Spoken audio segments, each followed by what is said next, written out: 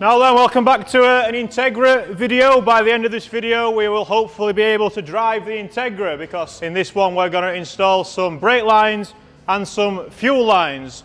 John's here helping again, he's just out of the shop, but look what he's brought with him. What's that, John? Is that a full set of hard lines from a 96 spec Integra DC2 non-ABS? I think it might be. We've got a box here from Hell Performance, thank you very much. We've got some new fuel lines, AN6. We're going to use AN6 fuel lines. We've not got hard lines, unfortunately, for the fuel, but we're just going to go AN6 PFT, EXP, Windows, LGBT. They're Teflon lined, I think is what they say in France. So we've got some stuff here as well, flexi hoses, lots of stuff. There's also something in the way, John. What we've got here is a B16A for the Civic, which is it's on the bottom of the list of the priorities, even lower than the Touring, which hasn't been here for a long time, but this will eventually be going with that. That's exciting, isn't it? Do you recognise this? Yes, the Civic is going back to a B series, very exciting. It's got DC2 cams, John. It's got DC2 cams in it, so it should be good for some good high revving NA funsies. And John's even got a short ratio box, which he's gonna, you said that was free, right? You're going to donate it, I think you said. Maybe? No, maybe not. John's got a S80 from a 96 spec DC2 with a 4.9 final drive, which should give us around 140 mile an hour top speed with our B16. That should be very good and nice. But anyway, this one is all about the Integra. So let's release it from where it is. Let's get it back on this ramp and let's install. First off, we're going to do some brake lines, I think, aren't we? John, I hear you're very fortunate to be able to be here right now. There's a lot of people thinking how fortunate you are to be here right now. Anyway. Sounds nice, doesn't it? Yeah, keep going.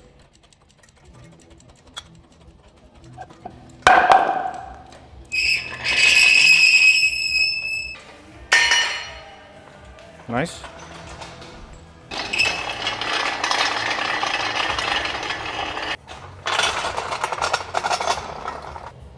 It does have steering now, so that's not so bad.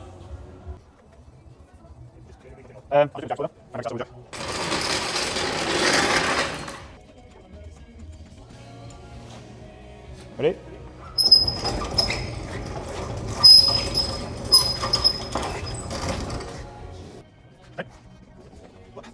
Sorry.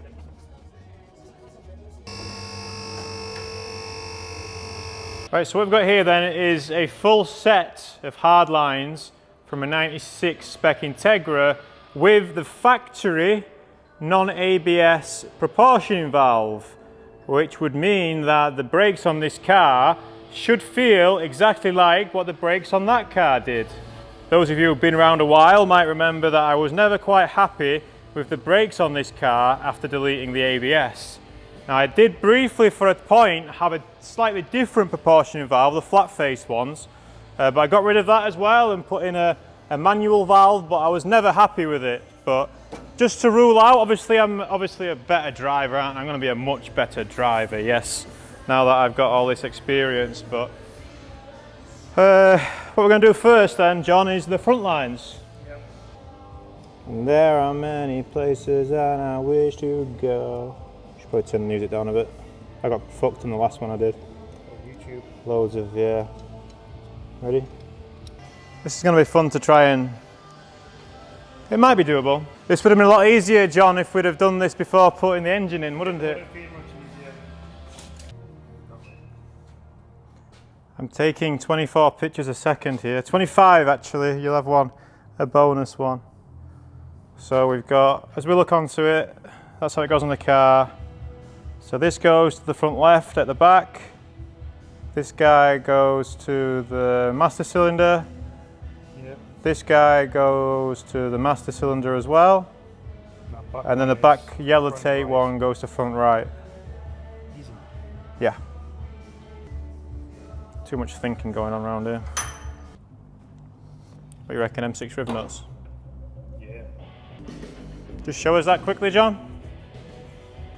Hang on, I'll just show it with nothing on it first. Right, we're going to retrofit this proportioning valve, this guy here, right? And yeah, the car did have a non-ABS thing on before. Did it have a non-ABS? Or did ABS also have a proportioning valve? An ABS, so I think we still had that. But this is from the non-ABS cars. But we do have to do a little bit of retrofitting to get that on there. But Honda indented some holes anyway in their Genius. And it's going to be the lower of those. We're just going to use the two on the left, because obviously this one's a little bit close to something else. But yeah, thanks Honda, they've told us exactly where to drill the bolts, and we don't even have to use a punch or anything. You know what I've also not bought, which is on my shopping list? Yep, 90-degree drill. You can get air ones for like 20 quid. Yeah. Just for jobs like this, it'd be ideal. Can you get in from the other side? Sounds like a job for John. So the drill won't fit with the big drill bit. So we're doing a small drill hole, and then John's going to drill the other side from the outside, from the inside out. So I've hit something. I've hit something, John. I'm sure it'll be fine. Hello.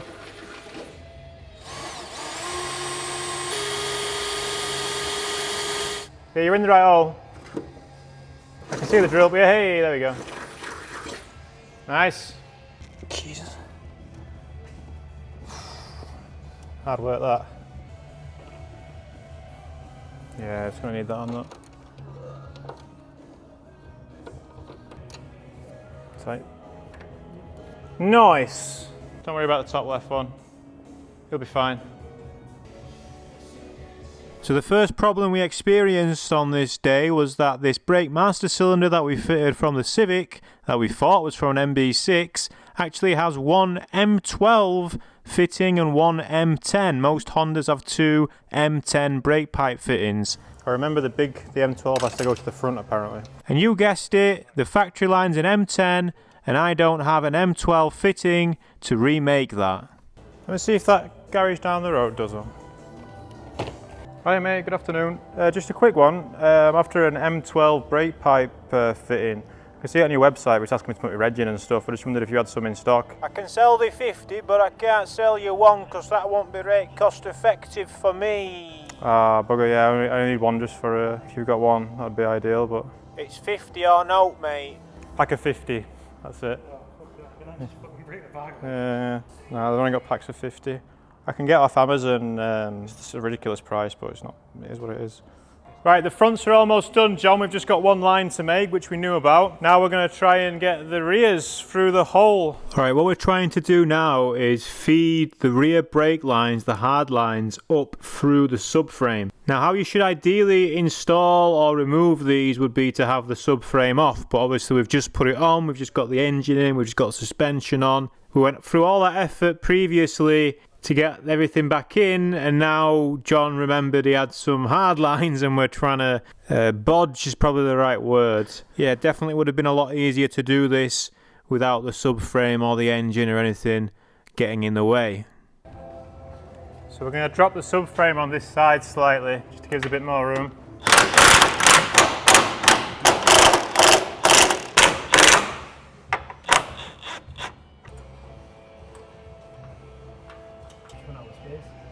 God's sake.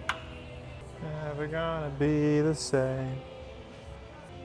So what we could do, I've got an engine brace. We could put the engine on an engine brace and then undo the subframe. And it might stop that rocking thing that it was doing before. You think this is through?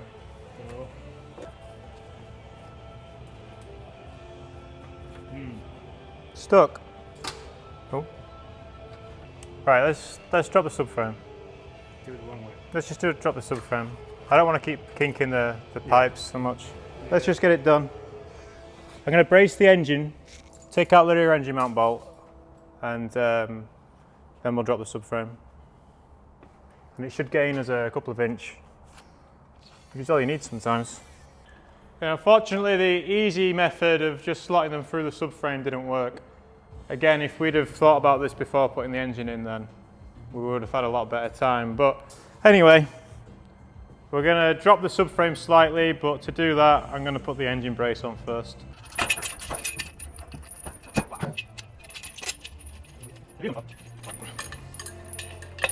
So just sit that on the wing. Ish. Could do with maybe being further back, but we'll see how it goes on.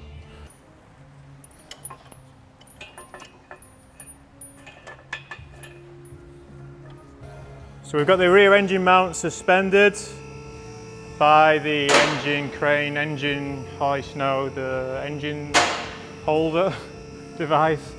What's that called, John? Engine brace. Now we're going to try and get a bit more subframe down action.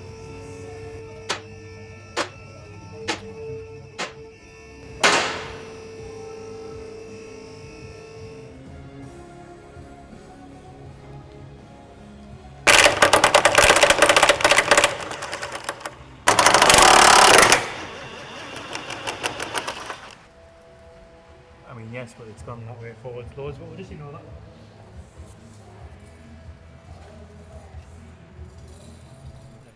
You're going to have to forgive me for skipping forward, but in the fun of doing this, I think the camera must have died. And as you can see now, we've actually got brake lines on the rear as well. So we were successful. Dropping the subframe gave us a couple of inch, enough to sneak the lines through. And now we're just attaching the rear lines to the car as well. Look at that. Look how much of a car it looks. All right, little update. Things are going well on the Integra. It's now got all of its hard lines, and John's just on with the soft lines, aren't you, John? You're having a good time, aren't you? You are enjoying it, yeah. You are enjoying it. By the end of today, we might have working brakes. We do have a clutch line as well, so maybe also a working clutch. Now, there is another fluid that we need in order to be able to drive this vehicle. Also the oil lines, but we'll get to that. It's the fuel. We do need fuel, and this tank, if you remember, was looking a little bit worse for wear, and I was thinking about getting it blasted and powder coated, but then I noticed that this fuel tank has actually been welded. It had some weld marks on it, so I thought, never mind, I'll just clean it up a little bit for now, and then maybe try and get, you know, if it leaks or whatever, I don't know. It looks like it's got a bit of history, right?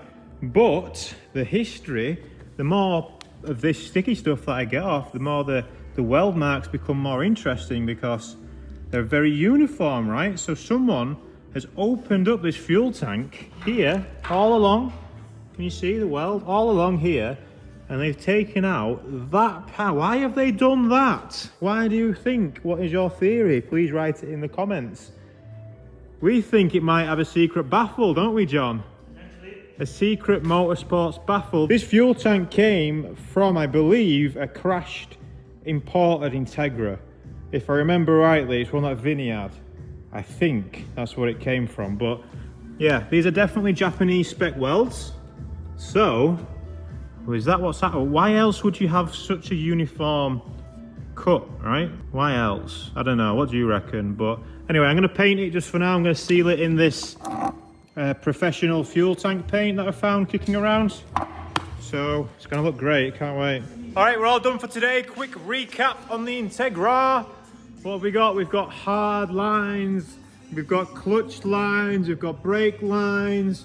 We've got newer hell soft lines. Got a lot of lines going on today. Hey, very good and nice. Thanks to Matt, who came back from work and brought us an M12 fitting for this master cylinder. For some reason, this master cylinder has an M12 fitting. We thought it was because it was from an MB6, but then we had a little search today, and that's a Honda model code for a Civic VTI in the UK, MB6 Civic VTI. But apparently it might be actually from a Prelude or an Accord, like Jesus had.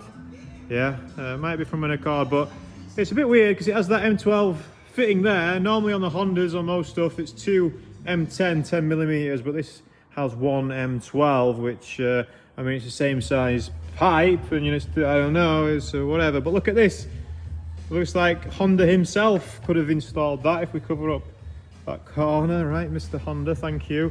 So yeah, still a lot to do on the car, but there is there's a good chance by the end of this video we might be able to take it for a little drive.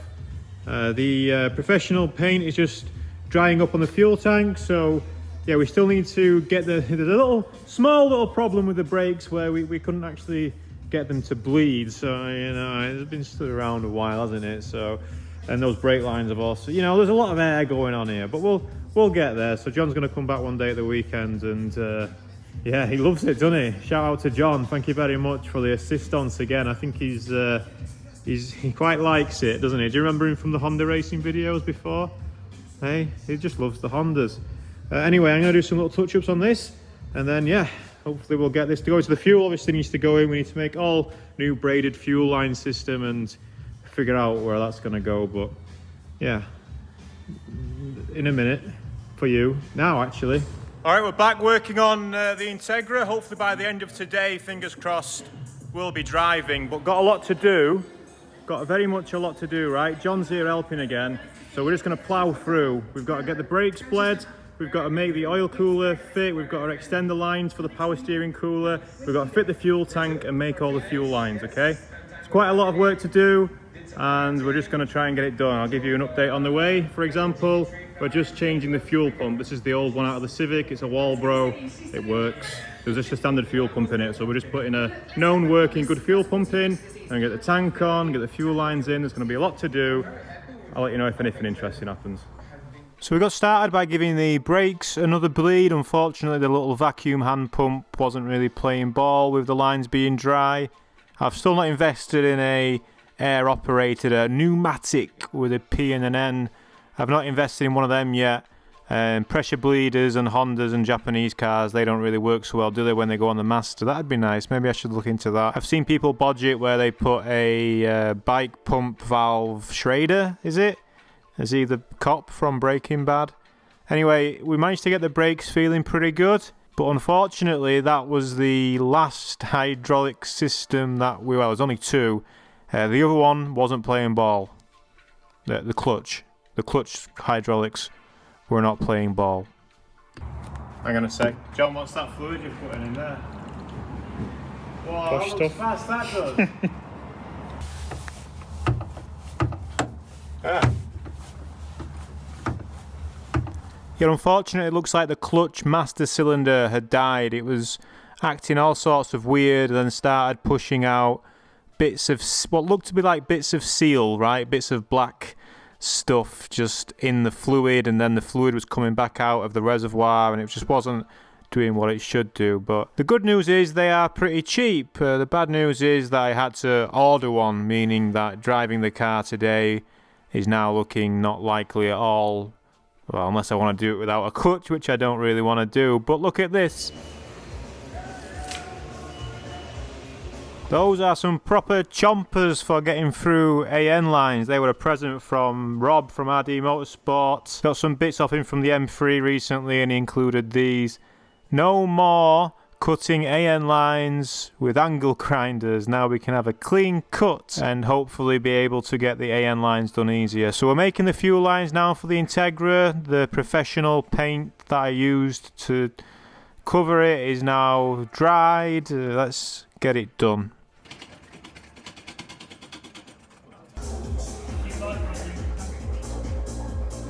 Now I would have preferred to have hard fuel lines run under the car. We've got PTF Windows XP ones, so we could technically run them in the car and it wouldn't smell of fuel, but I also don't want fuel lines in the car if I can avoid it. What we're going to do instead is try and run the AN lines under the car, but in the channel where the factory hard lines would go, and then also under the protective material. Now if I went off track and had, you know, quite a bottoming out in some gravel or something, then yeah, the AN lines could get damaged, right? It's not really the best, but it will also deliver fuel to my engine until that happens, so hopefully it'll be fine.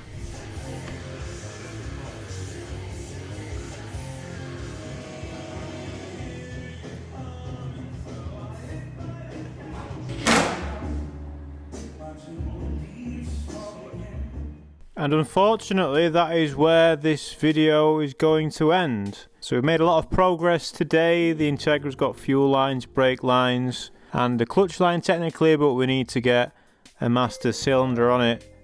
Now I carried on working on the Integra a little bit but the E46 gave me a few problems, and I felt that that car was always going to be closer to being a car that I could take to the Nürburgring, so I started focusing more onto the M3. I did keep working on the Integra when I could, and I managed to get the power steering cooler mounted, and I also upgraded the oil cooler. We've gone to a bigger, I think it's a 19 row now. I think I had a 13 on the Civic maybe, but I'm just trying to add a bit more flexibility because this car is going to spend a lot of time on the Nürburgring. I just want to make sure that oil temperatures are where they should be, and I had a few moments where things just didn't quite work out the way I'd hoped with the Integra. I mean, same for the M3 as well, although you'll see more about that in the coming videos. I've still got one more video to come on the M3 before we head back to the Germanys to see out the year. Thanks for watching, I'll see you in the next one.